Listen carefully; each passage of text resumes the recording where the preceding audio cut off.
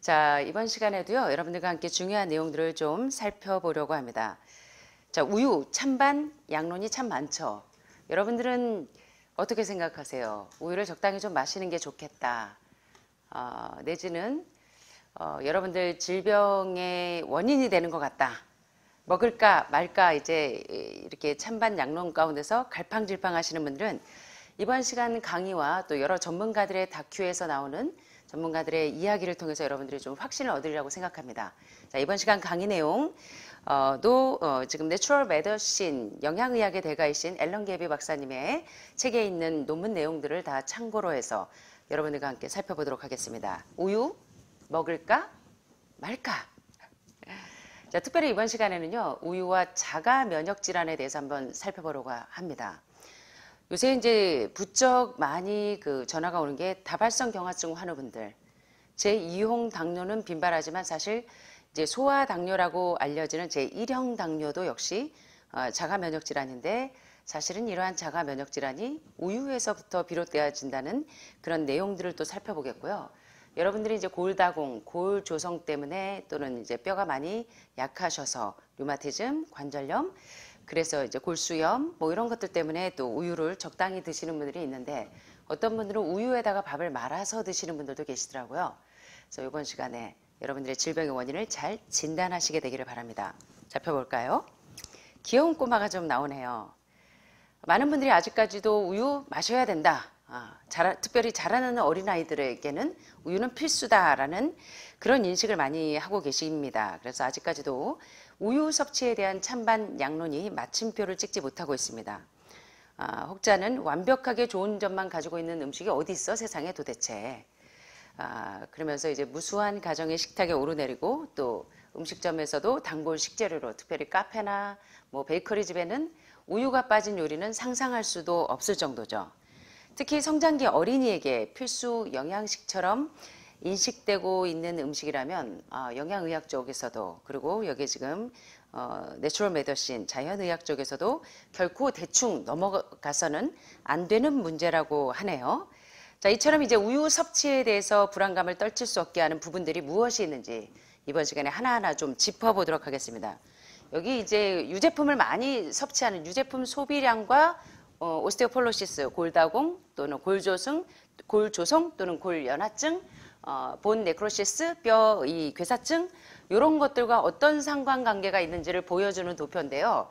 딱 보시면 어떤 것 같으세요? 우유를 많이 하는 소비하는 나라들일수록 골다공과 골조성과 골연화가 비례한다는 도표입니다. 이 국기를 보면 이게 어느 나라 영국 국기인지 미국 국기인지 덴마크인지 노르웨이인지 헷갈리실 텐데 자 한번 살펴볼까요? 많은 분들이 골다공 진단을 받으시면 그날부터 우유를 배달받으시는 분들이 종종 있으세요. 예, 그리고 사실 집에서 요리하기 참 편하죠. 우유가 있으면 라떼를 할 때도 편하고 아주 부드러운 음식들을 드실 때 상당히 편하고 특별히 이제 빵을 구울 때 베이커리를 할 때 많이 참고들을 하시는데요. 과연 여러분들이 생각하시는 것처럼 골다공이 진행되고 골 조성이 진행되고 뼈밀도가 약한 분들이 칼슘 섭취를 우유로 하는 것이 가장 완벽한 해결책인지 한번 살펴보도록 합니다. 여러분들이 아시는 것처럼 지난 시간에 칼슘만 드시면 안 되고 칼슘을 드신다고 하면 반드시 마그네슘과 결합해서 드셔야지 이게 균형을 맞춘다고 공부하셨습니다. 자, 칼슘은 특별히 뼈 밀도가 약하신 분들에게 뼈의 밀도를 높여주는 원료이라면 마그네슘은 뼈의 강도와 탄력을 높여주는 성분입니다. 그래서 칼슘만 드시게 되면 비율이 안 맞아서 오히려 뼈 밀도가 더 떨어지는 경우가 상당히 많죠. 그래서 만약에 마그네슘이 부족하게 되면 뼈의 강도와 탄력이 약해져서 뼈가 오히려 잘 부서지기가 쉽습니다. 그리고 또 칼슘이 효과적으로 잘 흡수가 되려면 반드시 마그네슘과의 비율이 잘 조화가 되어야 합니다.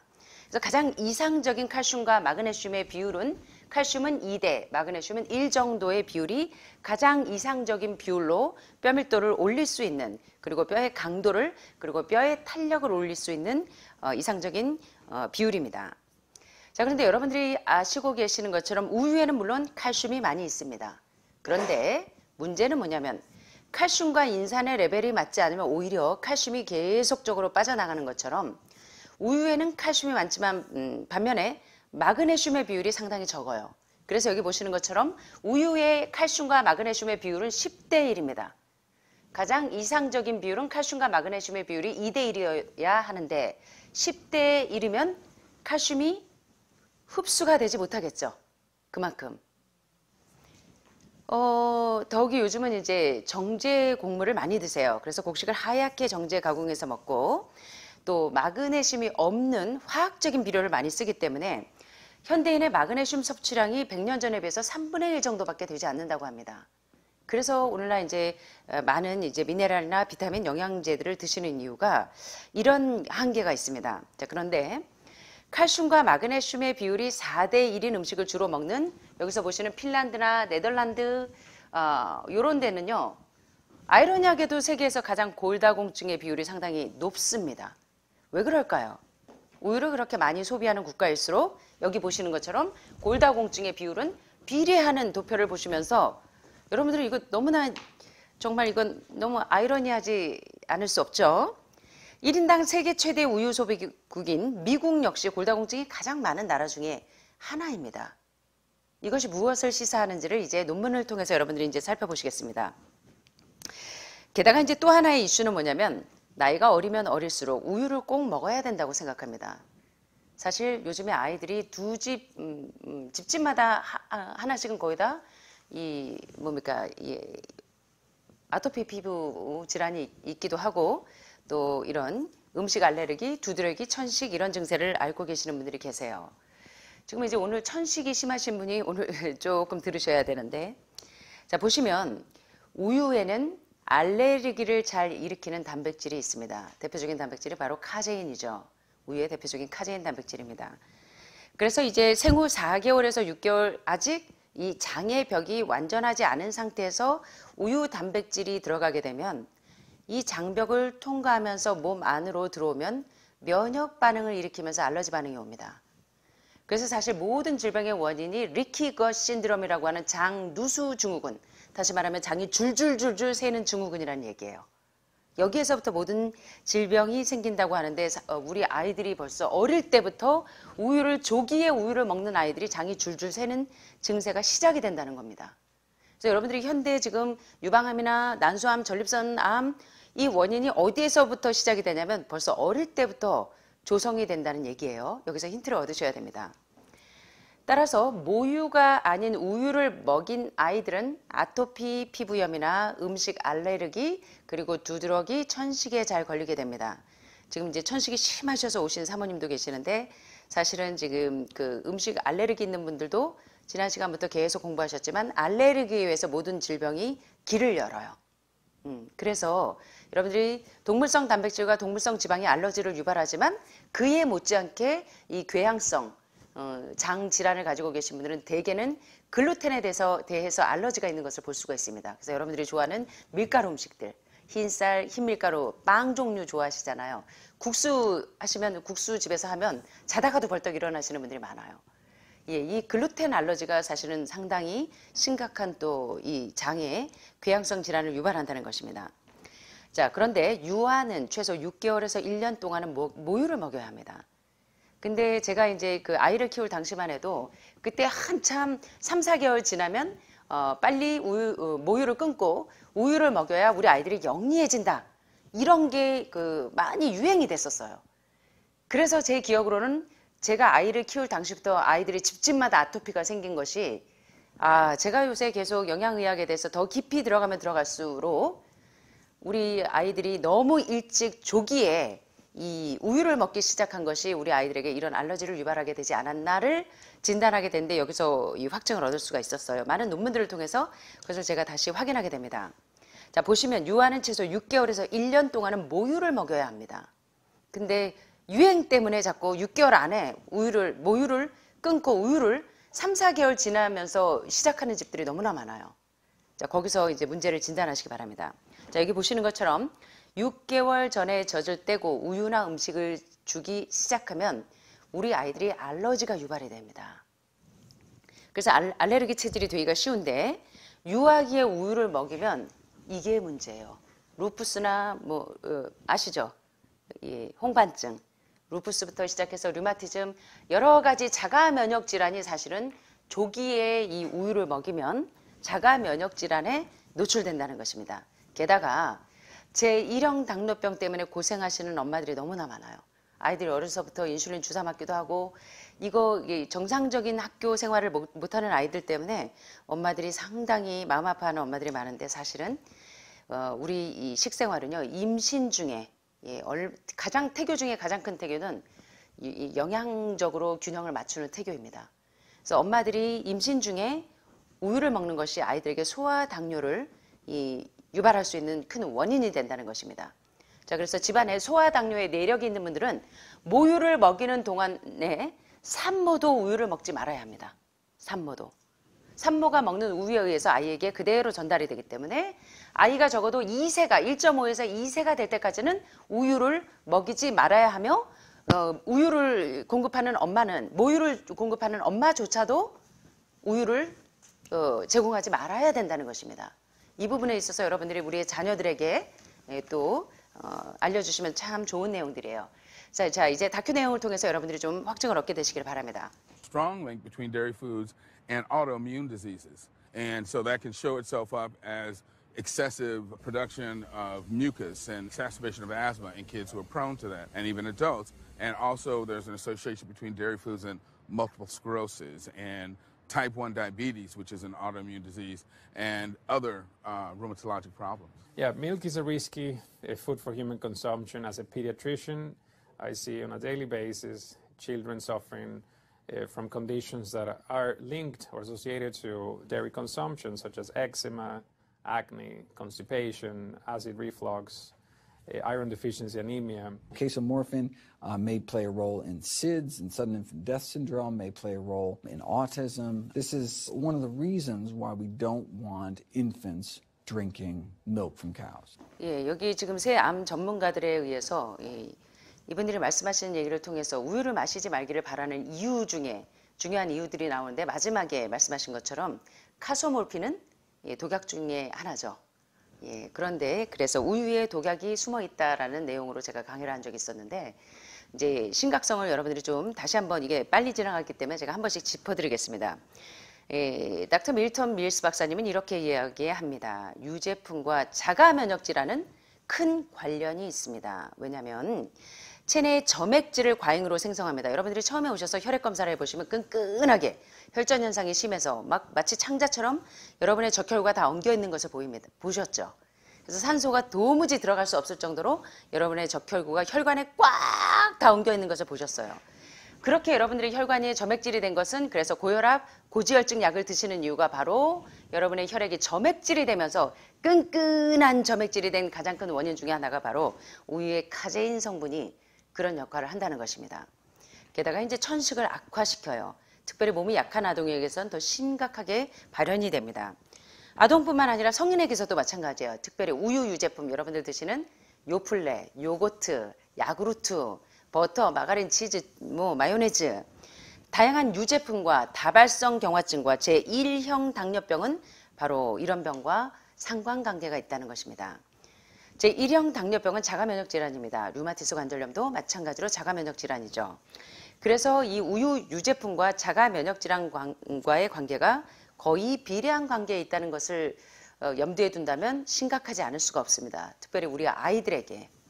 자, 닥터 폴 포러스 소아과 의사인 닥터 폴 포러스 의사는 이렇게 이야기합니다. 우유는 인간이 먹기에 위험한 음식이에요. 소아과 의사로서 저는 매일 유제품 섭취가 원인이거나 유제품 섭취 때문에 질병에 걸려있는 아동 환자를 만나는데 특별히 습진도 보니까 우유와 연관성이 있었고요. 여드름도, 변비도 우유와 연관이 있고요. 위산이 역류하는 역류성 식도염도 사실은 우유와 연관이 있고 자, 빈혈이 있는 분들은 우유를 많이 먹는데 철분 부족과 이 헤모글로빈 수치가 떨어지는 것도 상관관계가 있다는 것입니다. 게다가 우유 단백질은 알레르기를 가장 많이 유발하는 물질입니다. 여러분들이 계속적으로 지금 공부하면 하실수록 뭘 느끼냐면 제가 이제 영양의학에서 대체의학에서 말하는 영양의학과 또 자연의학 이런 것들을 쭉 설명해 들어가는데 계속 결론은 뭐냐면 알레르기를 유발하는 음식에 의해서 여러분의 면역력이 다 떨어집니다. 그래서 장누수 증후군이 생깁니다. 그래서 여러분들이 대장이 폐색이 되고 그래서 기생충들이 많이 축적이 되고 신장의 결석, 시스틴 결석, 칼슘 결석, 요로 결석 지난 시간에 다 공부하신 내용들이 바로 기초가 여기서부터 놓여진다는 것입니다. 알레르기 음식을 드시는 것에 대해서 여러분들은 내가 어떤 음식에 알레르기가 있는지를 잘 체크하셔야 되는 대부분 식품 알레르기의 대표적인 것은 바로 우유, 유제품에서 그리고 동물성 단백질과 동물성 지방에서 알레르기를 유발한다는 것을 여러분들이 기억하실 수 있을 것입니다. 자, 닥터 마이클 그레거 박사님은 심각한 얘기를 하시죠. 우유에는 독약이 숨어 있다. 어떤 독약이냐면 바로 카소몰핀입니다.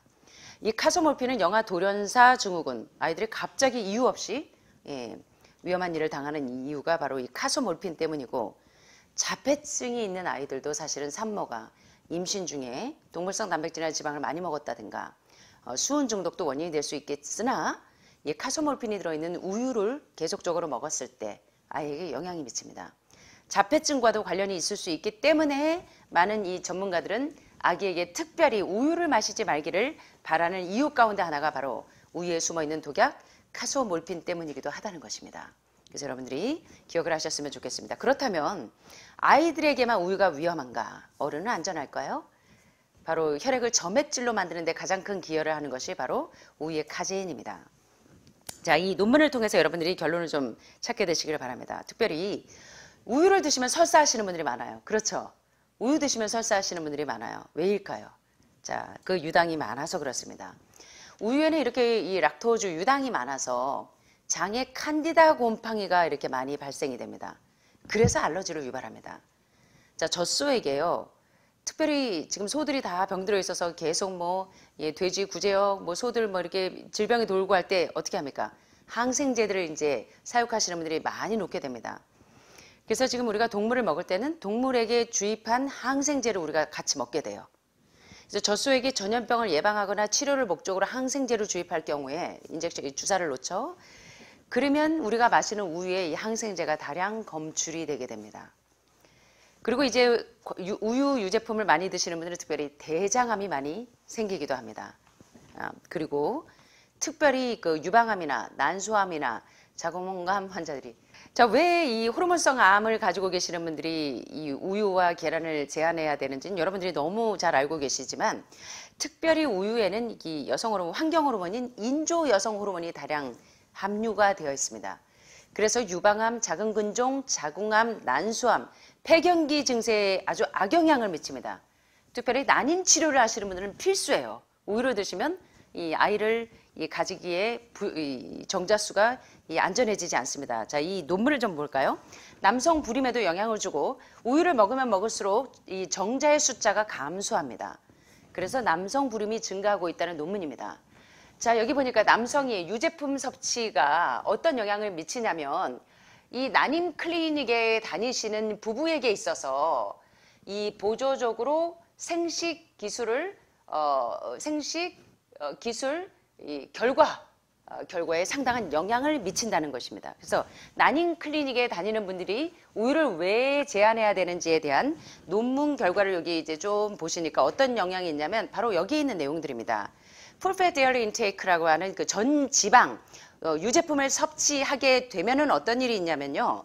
이 건강한 젊은이들에게 있어서 여기 보시는 것처럼 더 낮은 정자 형태와 더 낮은 점진적인 운동성을 관련이 있다는 것을 발견했고 대니아를 발견했는데 무엇이냐면 자, 우유 유제품을 섭취가 증가하게 되면은 무엇과 관련이 있냐면 이게 뭔지 아시죠? 우리 지금 미국에서 오신 분들은 이거 다 아시죠? 이게 뭡니까? 발음이 좀 어렵죠? SD 이거 뭔지 아시죠? 노주스퍼미아 이거 발음이 조금 어렵죠? 무정자증입니다. 무정자증.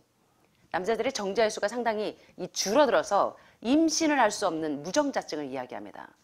자, 그러니까 우유의 섭취와 유제품의 섭취가 증가하면 증가할수록 어떤 일이 일어나냐면 무정자증의 위험이 아주 상당히 유의미하게 높아진다는 것입니다. 위험할 정도로. 이것이 이제 이 논문의 결과예요. 그래서 이 요새 그 이제 불임, 난임 치료를 받는 분들은 특별히 남자들이 왜 무정자증이 생기냐면 그 원인 가운데 상당한 이 상관성을 가지고 있는 것이 바로 우유 이 유제품을 섭취하면 할수록 무정자증이 더 많이 진행된다는 것입니다. 물론 이제 여러분들이 지금 스마트폰을 주머니에 다 끼고 다니시는데요. 스마트폰도 만만치 않습니다. 지금 벌들이 야생벌들이 죽어가는 이유 가운데 하나가 이 스마트폰에서 나오는 전자파도 큰 이유가 되지만 음식 가운데 이 우유 유제품을 많이 섭취하면 할수록 전립선암 발병률이 비례하고 발생률이 거의 아주 비례한 속도로 나가는 것을 보셨는데 여기 보니까 무정자증과 관련이 있다는 것입니다. 남자의 정자수가 줄어드는 게 바로 우유 섭취를 증가시키면 할수록. 그래서 여러분들이 이거를 잘 기억하셔야 돼요. 그래서 여러분의 자녀들에게, 특별히 아드님들에게 빨리 아기 낳으라고 하시면서 자꾸 이런 거 음식을 무정자증을 유발하는 음식을 자꾸 과도하게 먹이는 것은 좋지 않은 방법이겠죠. 자, 다큐를 좀 보시겠습니다. Cow's milk protein is the most allergenic food. People say, well, no, I want hormone-free, not injected with bovine growth hormone. But milk is this hormonal fluid, so it's just packed with sex hormones and natural sex steroid hormones like estrogen, progesterone. In fact, doesn't matter if it's conventional milk, doesn't matter if it's organic milk. Milk without hormones, it's an oxymoron. Organic dairy has just as much saturated fat and cholesterol and galactose and all the things that you don't want as conventional dairy. Dairy products in general have a lot of other products associated with it, not the least of which is pus. I mean, they actually have laws limiting how much pus you can actually have in a milk and still sell it. I believe it's like 750,000 pus cells per cc. Because, I mean, you wouldn't want too much pus. I mean, it'd be like pure pus. People might object. In fact, you could think of cheese as kind of coagulated cow pus, if you would. Dairy products increases your risk for various forms of cancer, especially those related to your hormones. So breast cancer, prostate cancer, ovarian cancer. So this is not a product, even in its most pure state, you want to be consuming because it does come with risk. I found out that dairy can increase a man's chance of getting prostate cancer by 34%. And for women who've had breast cancer, just one serving of whole dairy a day can increase their chance of dying from the disease 49%. And dying from anything 64%. 굉장히 쇼킹한 내용이죠. 여러분은 제 강의에서 제가 왔다 헬스 다큐를 몇 번 보여드린 적이 있기 때문에 보신 분들은 또 기억을 하시겠지만 오늘 처음 대하시는 분들도 꽤 있으신 것 같아요. 자, 다시 한번 좀 짚고 넘어가겠습니다. 마이클 그레거 박사님이 이렇게 이야기하죠. 우유 단백질은 알레르기를 가장 많이 유발하는 물질입니다.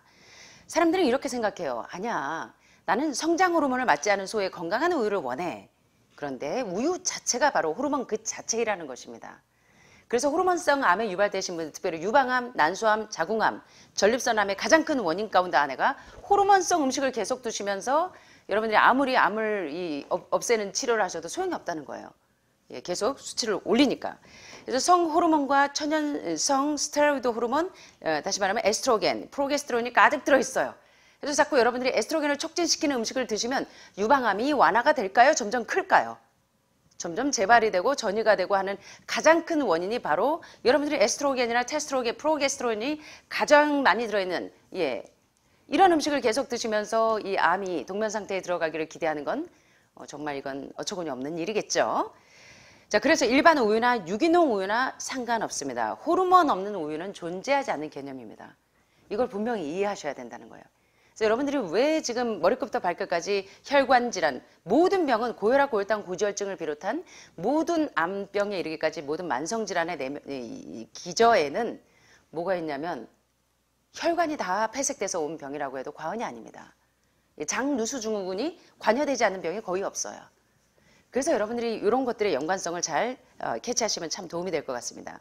게다가 심각한 이야기를 합니다. 여러분들이 그렇게 좋아하시는, 제가 잊을 수가 없는데요. 이 한 대학병원의 교수님 사모님이 교수님은 이제 정형외과 교수님이고 사모님은 약사신데 사모님이 유방암에 걸려서 여기 오셨는데요. 게다가 이제 프랙처가 뼈가 잘 부러지십니다. 근데 이 사모님은요, 핸드백에 그리고 이민 가방 29인치에 치즈가 절반 이상의 치즈였어요. 그래서 이제 교수님이 치즈를 제발 좀 뺏어달라고. 그래서 제가 이 강의할 때마다 그 사모님이 생각이 납니다. 치즈를 얼마나 좋아하시는지. 그런데 오늘 보셨더니 치즈는 소에 응고된 젖 고름이다. 그래서 여러분들은 라면에도 치즈를 넣어서 녹여 드시죠. 빵에는 말할 것도 없고 미국은 식당에는 거의 치즈가 없는 게 없어요. 그죠? 요새 젊은 친구들은 치즈를 매일 하루에 몇 장씩은 꼭 먹을 거예요. 그리고 뭐 식사하기 어려우면 그냥 치즈 몇 장씩 슬라이스로 넣어 갖고 다니면서 먹는데, 자, 닥터 알렌 골드해머 박사님이 이렇게 이야기합니다. 일반적으로 유제품은 이와 관련해 다른 성분도 들어있습니다. 젖고름뿐만이 아닙니다. 여러분 이렇게 고름 쭉쭉 짜져 있는 거 드시고 싶으세요? 예, 지난번에 이 와터헬스 다큐에서 보셨죠? 소의 젖고름, 우유를 쭉 짤 때 쭉 밀었더니 젖고름이 쫙 퍼지는 거 보셨죠? 우유에서 검출되어도 되는 젖고름의 최대량을 규정한 법이 실제로 있습니다. 그러니까 우유를 마실 때는 어느 정도의 젖고름까지는 규정을 해준다는 거예요. 자, 여전히 판매되며 cc당 75만 개의 고름세포가 있을 것입니다. cc당 75만 개의 고름세포. 자, 그러니까 여러분들이 왜 전립선암에 노출이 되고 유방암에 노출이 되는지, 왜 난소암에 노출이 되는지를 이제는 원인을 정확히 아셔야 된다는 거예요. 사람들은 젖고름을 많이 섭취하는 걸 원치 않을 테니 그들은 젖고름의 존재를 부인하는 거죠. 자, 치즈에 대해서 생각해 보면 말하자면, 우리 한번 치즈는 뭐라고 여기 보니까? 예, 여러분이 함께 좀 해보실까요? 치즈는 응고된 소 젖고름이다. 그러니까 여러분들이 치즈를 즐기시는 분들은 경각심을 좀 가지셨으면 좋겠다는 생각입니다. 닥터 수잔 레비는 이렇게 이야기합니다. 유제품은 다양한 암의 발병을 증가시키며 특히 호르몬 관련 암에 위험합니다. 호르몬 관련 암이 뭔지 아시죠? 바로 유방암, 그리고 전립선암, 난소암이 여기에 해당됩니다. 그러니까 우유와 유제품은 아무리 우유에는 반드시 뭐 이건 뭐 몇 도에서 살균했습니다. 뭐 이런 얘기가 꼭 나오는 이유가 이런 세균 덩어리가 바글바글하고 cc당 75만 개의 이 젖고름 세포가 있기 때문에 살균 작용이 필요한 거겠죠. 그러나 아무리 많이 살균을 해도 우유와 유제품은 위험 요인을 생각하면 먹을 만하지 않습니다. 특별히 우유와 유제품은 남성의 전립선암 발병률을 34% 높인다는 사실을 발견했고요. 유방암 병력이 있는 여성은 하루에 유제품 1인분만 먹어도 유방암으로 사망할 확률이 49%가 증가하고 다른 병으로 사망할 확률은 64%가 증가합니다. 그럼에도 불구하고 아직도 유방암 하는 분들이 우유를 즐겨 드시는 분들이 상당히 많으세요. 제가 지난번에 깜짝 놀랐어요. 어떤 선생님이 여기 이제 입소를 하시려고 오셨는데 이 동네가 시골이라 혹시 우유 배달을 받을 수가 있나요? 하셨던 그 선생님이 계시는데 유방암 환자였습니다. 아직도 그 정도로 지금 이제 건강에 대한 상식을 잘 모르셔서 참 안타까웠었는데요. 그래서 여러분들은 이번 시간에 우유가 특별히 유방암이나 난소암이나 전립선암 환우분들에게 어떠한 영향을 끼치는지 이제 이런 것들을 잘 깨달으셨으면 좋겠습니다. 자, 그렇다면 이제 우유를 먹어야 될까요, 말까요? 그럼에도 불구하고 나는 먹다 죽은 귀신은 때깔도 곱다더라 라는 결론이 나오신다면 저도 어쩔 수 없습니다. 자, 미국의 거대 낙농업자들과 우유 회사들은 막대한 자금을 동원해서 우유가 몸에 좋다는 연구 결과를 발표한 한편, 여러분들은 사실 지금 TV만 틀어도 유명한 연예인들이 나와서 온 가족의 건강을 책임지는 우유하고 이런 이 매스컴 보도 때문에 여러분들이 상당히 혼란을 겪으실 겁니다. 그죠? 그래서 우리 아이의 건강을 지키는 음료, 우유 이런 거 참 많이 나오죠. 여러분들하고 아주 친숙한 연예인들이 나와서 우유를 홍보하는 잘 만들어진 우유 광고를 지속적으로 내보내서 여러분들 다 혼란시키고 있습니다. 자, 그런데 우유의 진실, 과연 진실은 무엇일까요? 자, 단순하게 자연의 법칙을 한번 생각해 보세요. 우유는 송아지에게 먹이려고 어미소가 만들어내는 것이니 당연히 송아지 몸에 맞게 잘 설계되어 있습니다. 그런데요, 송아지도 어느 정도 자란 후에는 젖을 떼고 풀을 먹습니다. 여러분들 여기 지금 이 횡성하면 유명한 게 뭐죠?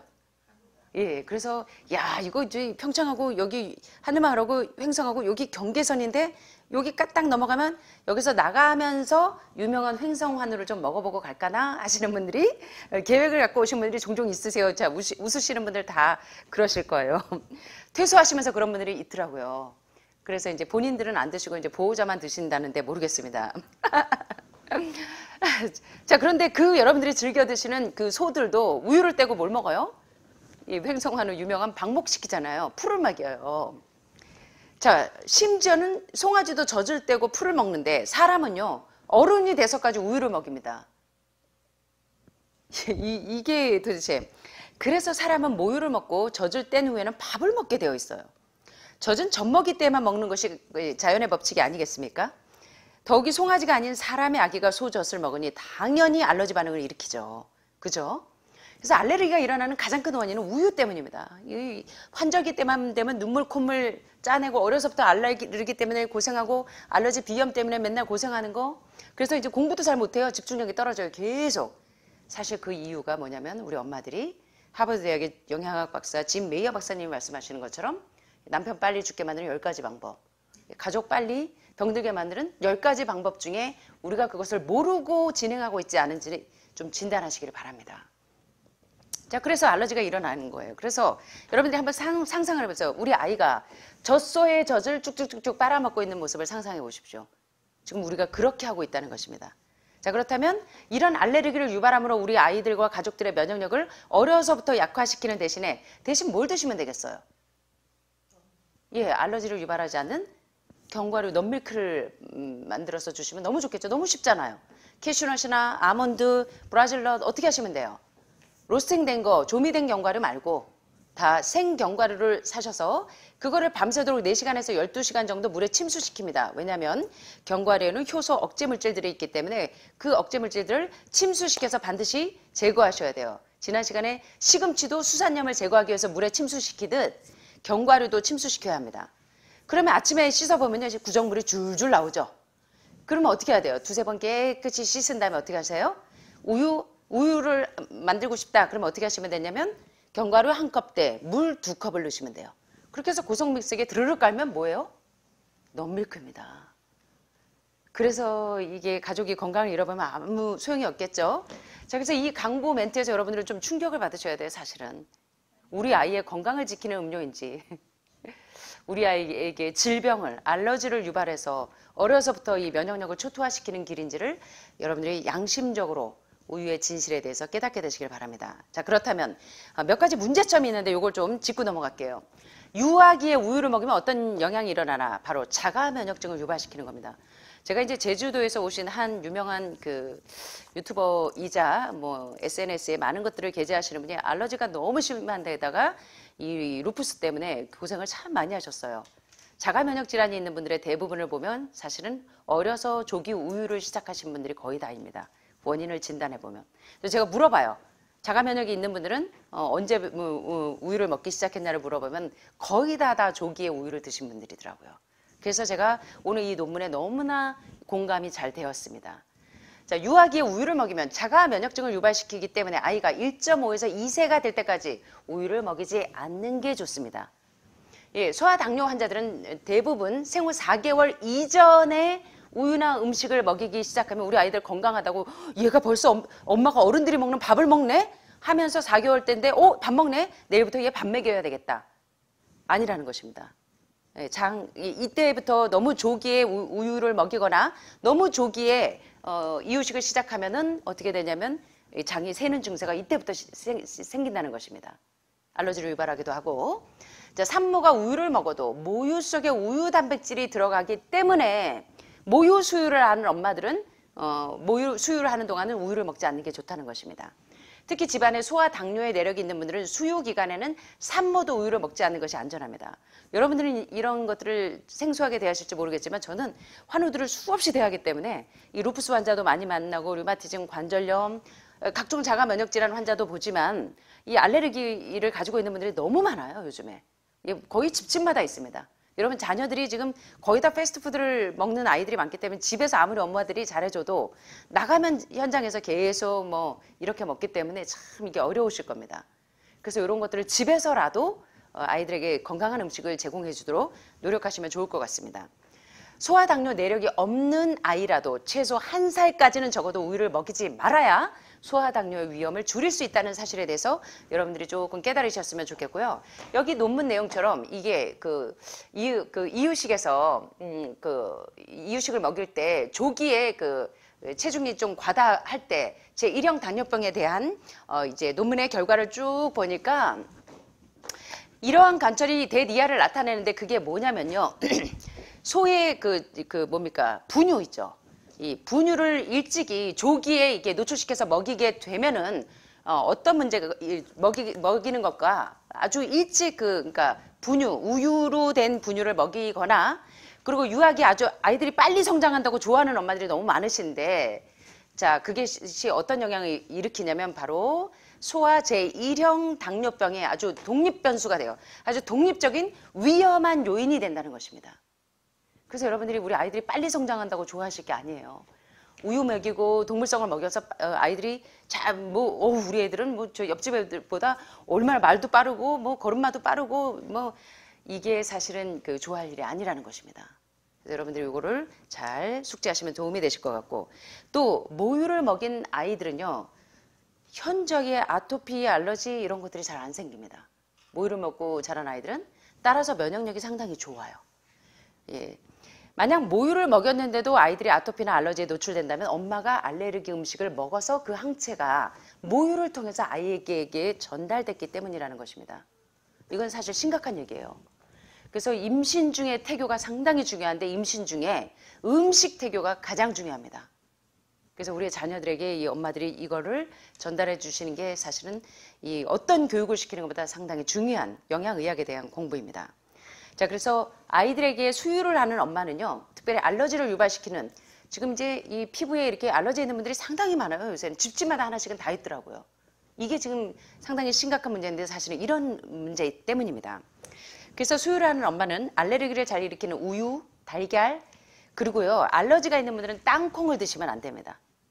특별히 로스팅된 땅콩은 절대로 안 돼요. 그러면 알러지 있는 분들은 알러지 증세가 심각해져요. 제가 이제 알러지가 너무 심해서 눈밖에 안 보이는 한의사 가족들인데 어려서부터 이 엄마는 간호사고 아빠는 한의사인데 어려서부터 총명탕이니 뭐니 몸에 좋다는 한약을 먹여갖고 너무 안타까워요. 이 딸 둘이요 눈밖에 안 보여. 완전히 뱀에 허물 벗듯이 이거는 그냥 거의 문둥병 수준에 가까울 만큼 피부가 5살, 4살인데요. 말도 못합니다. 그래서 병원 문을 닫아놓고 둘이 와서 아이들을 밤새도록 긁어요. 한 일주일은 그 고생을 했습니다. 그래서 이 아이들도 똑같이 어른들처럼 그 피부 알레르기를 완화시키기 위한 처치들을 다 했어요. 아이들도 해독도 하고 과일식도 하고 목초액으로 씻고 순물에다 담궈서 그랬더니 한 달 조금 지나니까 완화가 되더라고요. 무진장 고생했습니다. 예. 그래서 이 엄마들이 우리 아이들을 고통에 빠지지 않게 하려면 음식을 잘 아주 건강한 음식을 먹이는 게 얼마나 중요한지를 깨닫는 게 상당히 중요한데 알러지를 유발시키는데 가장 큰 기여를 하는 것이 1번이 우유고 그 다음에 달걀이고 그 다음에 땅콩도 아주 무시 못합니다. 땅콩도 그 다음에 이 유전자가 이 건강한 유전자가 조작되지 않은 콩이면 괜찮은데 요새 이제 우리 식단에 올라가는 음식에 대부분이 유전자 조작된 GMO 식품이 많기 때문에 이것도 조금 조심하셔야 됩니다. 그래서 이제 두유나 두부도 여기서 만들어 드시면 좋겠고 글루텐이 상당히 또 한 기여를 하죠. 그 다음에 고등어나 꽁치같이 알러지를 잘 유발시키는 생선이나 귤 종류에도 알러지를 유발하는 물질들이 있고 초콜릿은 말할 것도 없겠죠. 그래서 특별히 아이들에게 이유식이나 아이 음식에 이런 알러지를 유발하는 음식들을 조금 제한해 주시는 게 좋은데 이게 어려서부터 다져지면 여러분들이 성인이 돼서 유방암이나 난소암이나 자궁암이나 전립선암에 노출될 뿐만 아니라 각종 면역력이 약화되는 그런 질병에 노출되기 쉽다는 것입니다. 그 다음에 모유에는 이제 DHA가 포함이 되어 있어서 여러분들이 지난 시간에 공부하신 것처럼 고기, 생선, 우유, 계란만 안 먹는 채식을 하는 거 아무 소용이 없다는 거 공부하셨습니다. 오히려 일주일에 또는 2주일에 한 달에 몇 번씩 고기나 생선을 먹는 사람들보다 더 병에 잘 걸리고 그 다음에 잘 이렇게 면역력이 떨어지는 이유를 봤더니 원인이 뭐였냐면 오메가3와 오메가6의 균형이 안 맞아서 그래서 혈중 호모시스틴 농도가 올라가니까 그래서 염증에 많이 걸리는 것을 알게 되었는데 굳이 DHA 하면 생선에서만 드시려고 하는데 보니까 모유에도 DHA가 포함이 되어 있습니다. 코코넛 밀크에도 라우루산이 많아서 모유에 있는 이 라우루산이 포함되어 있는데요. 모유에는 DHA가 포함되어 있어서 모유를 먹고 자란 아이가 머리가 0이에요. 7, 8세가 되었을 때 IQ가 8.3 정도 더 높아집니다. 그리고 다른 연구에서 보면 모유를 먹고 자란 아이의 IQ가 5에서 10이가량 더 높습니다. 따라서 아이를 청명하게 키우려면 청명탕을 먹어서 그 알러지를 유발해서 그 고생하는 것보다 더 좋은 게 모유를 조금 1살까지는 모유를 먹이는 게 상당히 좋은 것입니다. 자, 모유를 먹이면서 산모도 DHA가 풍부한 오메가3 오일을 복용하는 거, 비건으로 된 오메가3를 쓰셔도 되고, 가장 좋은 거 지난 시간에 배우셨죠? 여러분, 하늘마을에서 아침마다 드시는 거. 오메가3, 들깨, 그리고 1위가 암하십니다. 예, 그래서 폐 질환이 있거나 기침, 천시, 뭐 폐암, 폐렴이 있는 분들은 아마시 오일에다가 드시면 훨씬 더 효과적이겠죠. 그래서 가장 좋은 오메가3 오일, 뭐 비건 오메가3를 드시는 분들도 있겠지만 여러분들이 쉽게 하실 수 있는 거는 이 아마시를 그냥 드시거나 아마시 오일을 활용하시는 거고요. 모유를 뗀 후에는 아이에게 직접 오메가3를 제공해도 됩니다. 자, 그다음에 이제 왜 이게 심각하냐면 아까 말씀드린 것처럼 이 아이들의 소화의 장벽이 아직 완전하지 않은데 장누수 증후군이 우유를 일찍 먹이면 여기서부터 시작이 된다는 것입니다. 장누수 증후군이 벌써 어릴 때부터 조성이 돼요. 그래서 장벽이 줄줄줄줄 새기가 쉬워서 알러지가 유발이 되는 겁니다.